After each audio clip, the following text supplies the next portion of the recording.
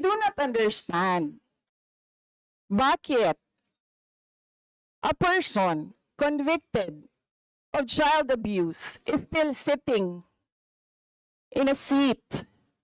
Point of Okay, order, House of Chair. Ito yung sinasabi Representatives. natin na dinadivert ang usapan sa ating budget hearing. Kung nagawa po niya yan sa Senado, Madam Chair, dapat hindi natin yan pahintulutan dito sa Kamara. You allowed her a snide comment and then you will not allow Please wait a to be snide recognized. comment? Excuse me, our members and our guests. I warn you. Please wait Don't go into this rabbit hole. Please wait to be acknowledged before you speak. Okay, so at this point, Honorable Manuel. Yes, Madam Chair, again, it's an... Usaping paggastos ng opisina ng ating pangalawang Pangulo. So, also, considering that the reports,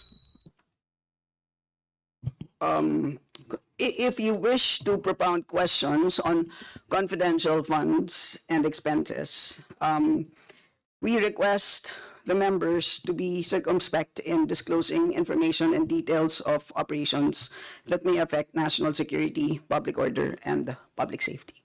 Right? And of course, the usual reminder that each of you would have only 5 minutes and that the responses of our resource persons would not be included in those. So our first to interpolate would be from the minority. We have our Deputy Minority Leader, Franz Castro. Thank you. Madam Chair. Thank you, Madam Chair. Am I Madam Chair. recognized? Yes. Yes. Yes. Yes, Madam Vice Yes. President. I would like to forgo the opportunity to defend the budget in a question and answer format. I will leave it up to the House to decide on the budget submitted. Madam Vice President, we have 17 members listed for interpellation. And as you know, you've been here many times for our budget briefing, that this is an important part of the budget briefing. The GAA, the General Appropriations Act, is arguably the most important piece of legislation every year. At kasama po ito, ang pagtatanong at pakikinig po sa sagot po ninyo ay napaka-importante pong input sa aming pong trabaho.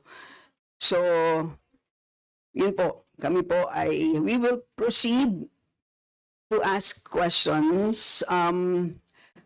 Madam Chair, my answer for every question will be, I will forgo the opportunity to defend the budget of the Office of the Vice President through a question and answer. And I will leave it to the House to decide on the budget submitted. So, magsasayang tayo ng oras dito, paulit-ulit yung sagot. That is acceptable to us.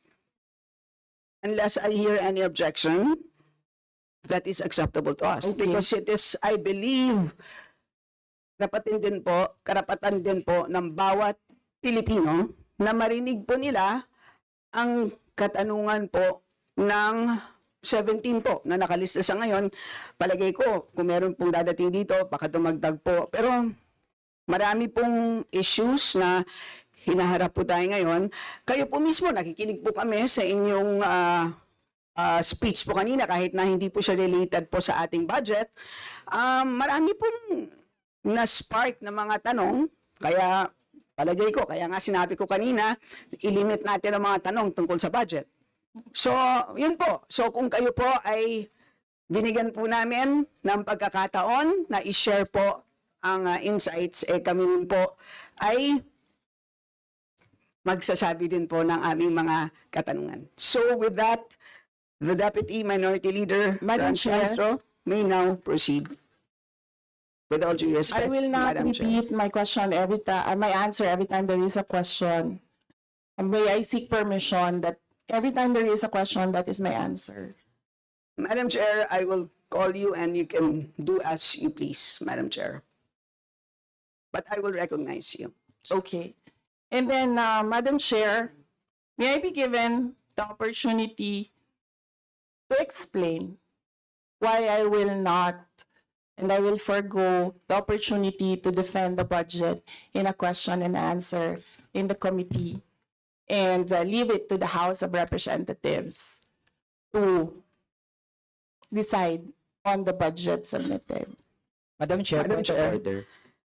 Kasi po, tapos na ang presentation time kanina. So that was the opportunity for the resource person para magsalita. So now we have formally entered the interpellation period. So mas mainam po na pakinggan na ng Vice Presidente ang tanong na ating mga House members. Tama po. So, the Chair agrees with the Honorable Chair, Manuel.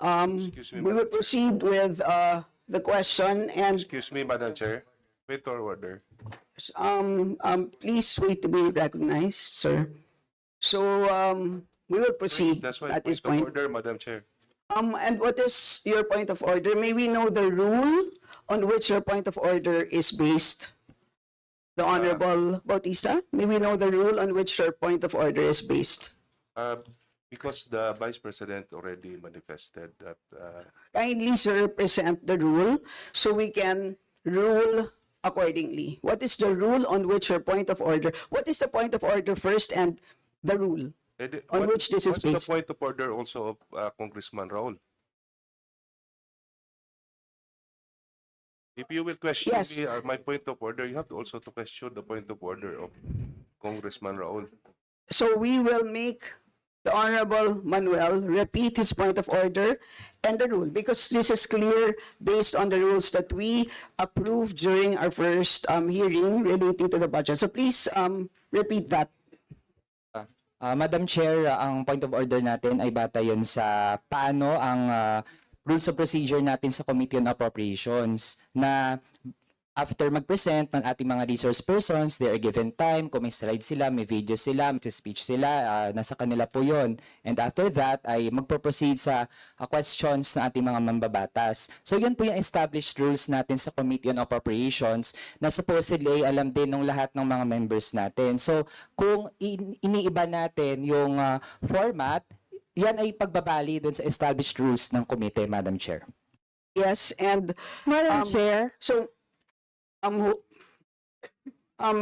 excuse me, Madam Vice Yes, President, there's a point of order that was raised, so we have to first rule on that. So there's a procedure that we have to follow. yes, Madam, may I just say that this is not part of the presentation? This is an explanation of my answer. no, but there is a Diba? point of order which we will have to first decide upon. Pasensya na po. So there's some, are you objecting to the ruling of the chair, the Honorable Bautista? So we have taken note of the point of order, which we have accepted, and at this point, the chair rules that we shall proceed. So the Honorable Franz Castro may now proceed with her interpellation. You have the floor, ma'am. So, Madam Chair, siguro first observation, no, yung on the budget for the 2024, yung Vice President na nagsabi, Madam Chair, na slow and low utilization. So nakita naman natin doon sa presentation. So yung utilization ay napakababa. Pero syempre comment ko lang, no, mas mabilis siya sa confidential funds. 100% in 11 days. Madam Chair, So, Madam Chair, so according to the utilization of the confidential and intelligence funds submitted by the COA to us, no, so we have here surveillance and monitoring. Sabihin ko lang, Madam Chair, no, yung purchase of information out of 125 million. confidential funds in 2022, purchase of information 14 million, payment of reward 10 million, rental and other incidental expenses relative to the maintenance of safe houses 16 million, purchase of supplies 35 million, provision of medical and food aid 40 million, payment of incentives or traveling relative to confidential operations is 10 million. So a total of 125 million conducted surveillance in 132 areas in 11 days. So 100% utilization. Madam Chair, I have also here a report about the notice of disallowance. According to the notice of disallowance, the COA disallowed 73,287,000 out of 125 million confidential funds used by the OVP in 2022. So this is 58.63% of the 125 million. So can you confirm, the Vice President? Madam Vice President. Madam Chair, since you allowed her a snide comment, you will allow me a snide comment as well. So my question Diba? is, Madam, can you yes. confirm? Yes. Yeah, okay. Diba? Okay. Yes, Madam Chair. So may I, before you proceed, may I remind both our guests and our resource You should have reminded persons her when she said the refrain line, diba? I called your from- attention, Madam Chair. You did not recognize me. So, ngayon, sasabihin ko na, if you allowed her that, you allowed me a snide comment as well. I don't recall hearing a snide comment, Madam Vice President. Ang snide comment, that's a matter of judgment. So please proceed with Secretariat, Please Madam proceed, Chair, I ma'am, would like the with your- Secretariat to repeat the first 3 lines of the Well, a comments. point of order, Madam Chair. Point of order, Madam Chair, kasi parang, So let's please proceed with the answer. point of order, Madam Madam Chair, kasi parang siya yung nagpe-preside eh. Yes, that's why Kasi inuutusan mo Madam yung Vice President. secretariat natin sa Committee on Appropriation. Yes. Alam mo, Some ano, order, di ba? So, please. Yes, okay, thank you, Madam Madam Vice Chair. President, please proceed with the response. There's a question.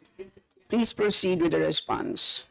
Madam Chair, I don't understand. Bakit a person convicted of child abuse is still sitting in a seat? Point of Of the order, House of Madam Chair, ito yung sinasabi Representatives. natin na dinadivert ang usapan sa ating budget hearing. Kung nagawa po niya yan sa Senado, Madam Chair, dapat hindi natin yan pahintulutan dito sa Kamara. You allowed her a snide comment and then you will not allow Please, me please wait a to be snide recognized. comment? Excuse me, our members and our guests. I warn please, you. Please wait Don't to go be into this rabbit hole. Please wait to be acknowledged before you speak. Okay, so at this point, Honorable Manuel. Yes, Madam Chair, again, it's another point of order kasi kapag may mga deliberation tayo, we should stick to the topic. Hindi pwede, Madam Chair, na dinadivert natin yung usapan para hindi natin sagutin yung tanong ng mga mambabatas natin. This is actually the best opportunity, formal proceedings, nakikita po ng publiko para malaman anong sagot ng Vice Presidente. So hindi po natin napapayagan ang ganong mga argumento na hindi naman tumutumbok dun sa topic natin. So, Madam Madam Vice Chair, President, there's I a will make this question. easy So for please, you. Please make Sige, ma'am. your responses direct to the point. Sige, ma'am. I will make this easy for you. What rules are we using for this budget hearing? We have our rules Yes, ma'am. adopted by the Committee on Appropriations. Right, okay. We searched for that rule. So we only found the general rules. So we have a copy of the rules for the budget hearings. Well, as far as I'm concerned, Mas importante ang rules para sa amin. Kayo po, ang kailangan nyo lang marinig is yung acknowledgement for you to begin to speak. Yun lang po ang pinaka-importante para sa guests. Sa totoo lang po. Yes, ma'am. So ang pinaka-importante, yes, you may proceed. At saka po yung adjournment. Yun lang po. Yung termination po. Yun ang pinaka-importante lang po. For the rules, yun ang ay importante para sa members. But we may provide the copy to you. Yes, So ma'am. please proceed and answer the May we question. request a copy? Yes, yes, absolutely. But Yes. please, there is a question. And do you want us to repeat the question? And we will not penalize you all the time. I don't You can repeat the facts from the notice of disallowance. I don't of need a the repeat of Honorable the Franz. question. Yes, Honorable Franz Castro, you may repeat your question on the notice of disallowance, I believe. Yeah, tama, Madam Chair. So according to COA, the notice of disallowance is amounted to 73,287,000 out of 125. At ito po, Madam Chair, yung mga breakdown ng mga disallowed na mga na mga purchases. So reward payment of 10 million, payment of rewards, various goods, 34.857 million, payment of rewards, medicines, 24.93 million, tables, chairs, desks, computer and printers, 3.5 million. So, ang question, Madam Chair, so yung letter A, B, and C, so nakita naman natin nandoon yung sa joint circular. How about yung ito, no? How about yung mga tables, chairs, desktop, computer, na umabot po ito sa 3.5 million. So, pwede bang maipaliwanag kung bakit ito pinurchase, Madam Chair? Madam Vice President. Madam Chair, I still request for the rules of the budget hearings. Okay, Vice President. gusto mo sagutin ko, ma'am. Yes, Madam. This is a hearing of the budget of 2025. Nasaan dito ang confidential funds? Yung tanong niya, Madam confidential Chair. funds. Nasaan dito? Honorable Madam Franz, Chair, you may ito yung proceed. continuing, ano ko pa to, no? Continuing questions pa natin noong 2024, during the last budgets. Hindi na ipaliwanag itong 125 million na alam naman natin na wala ito sa budget ng 2022. So, ito, Madam Chair, sa rule naman natin, lahat dito tinatanong no? So, according to the budget, whether it is in the past, kasi nakikita natin yung utilization noong mga budget, kahit na yung past years, ay pwede nating busisiin dito, Madam Chair. Tama ba ako, Madam Chair? I will agree with you, the Honorable Franz Castro. You may proceed, Yes, Madam ma'am. Vice Yun President. yung sagot ko, ma'am. Nasaan ang topic natin dito at ang pinasubmit ninyo sa amin is the budget proposal of 2025. Where in the budget proposal of 2025 is the item confidential funds. In aid of legislation nga ninyo, nakalagay nga doon sa rules ninyo, diba? The discussion should be germane to the topic. The topic is the 2025 budget proposal. Now tell me, Madam Vice Where President, the Honorable Franz confidential Castro has already provided a sufficient explanation for why she asked the question. So please proceed with your answer. Madam Chair, It's a very why are we simple discussing question. the budget of 2023 and 2024? Honorable Franz Castro. So kung ayaw niya sagutin, Madam Chair, so let me go through na lang with my question kasi related naman ito. Remember, Madam Chair, question natin ito noong last year at yung 125 million na ito ay hindi ito maipaliwanag, no? Dahil nga confidential no? Nagtago sa word na confidential. At ngayon, kailangan nating maipaliwanag at it is in the interest of the people. Yung 125 million na ito, Madam Chair, kaya kailangan ito na mabusisi at kailangan ito maipaliwanag ng OVP. Kaya hindi tayo pwedeng questionin ng mga rules, questionin ng mga topic, etc. Dahil related din naman talaga ito sa budget, Madam Chair. Madam Chair, Yes, you may Yes. proceed. I request that the chairperson of the Finance Committee preside over this hearing. Madam Vice President, with due respect, you are not allowed to do that, Madam Vice President. You are not allowed to introduce any motion. You are a resource person in this Not- hearing, Madam President, I did Vice not move, President. ma'am. I requested, the same as vein- your resource person, I requested So that the your request chairperson is of the denied, committee. Madam Vice President. Just please answer the question. The issue on confidential funds falls squarely within our discussion of your 2025 budget. Narinig mo yung sinabi niya, ma'am? Narinig mo yung, please proceed. nakikinig ka sa kanya kanina? Absolutely. Walang rules dito. Please proceed and answer the question. It's a very simple question. Di ba? Please explain the specific spending on those items that she enumerated, amounting to a total of, Honorable Friends, do you want to Amounting repeat to a that? total of 73.287 million. So, dahil may notice of disallowance, so ibig sabihin, Madam Chair, illegal ito at not in accordance with the joint circular by the COA, DBM, and other related agencies. So kung ito ay dinisallow, so ibig sabihin illegal yung paggamit nito. Madam Chair, nitong mga items na binanggit ko po, Madam Madam Chair. Chair, you Madam cannot Vice President. you cannot allow a member of the House to just claim that it is illegal.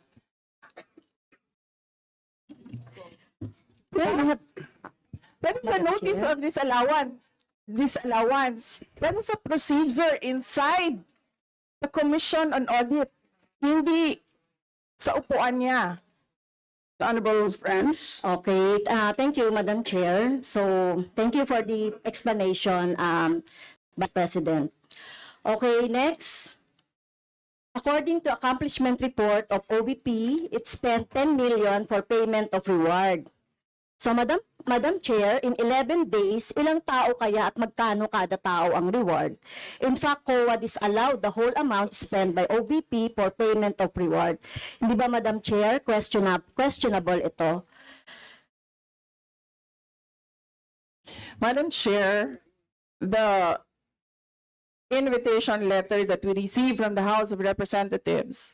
Dear Vice President Duterte, the House Committee on Appropriations will hold briefings, hearings on the budget proposals of various departments, agencies, and corporations relative to the fiscal year 2025 National Expenditure Program as the basis of the fiscal year 2025 General Appropriations Bill. Nasaan? Sa presentation ko kanina, ang haba. Ang confidential funds. Honorable Franz Castro.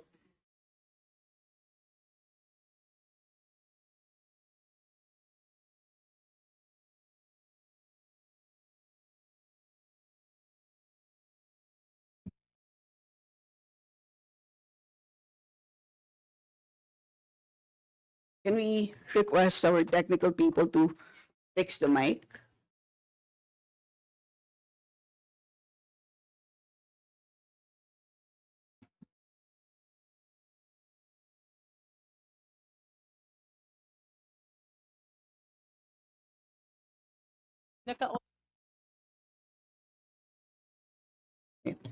Can everybody check their mics and make sure that they're switched off para maka-switch on yung si Franz?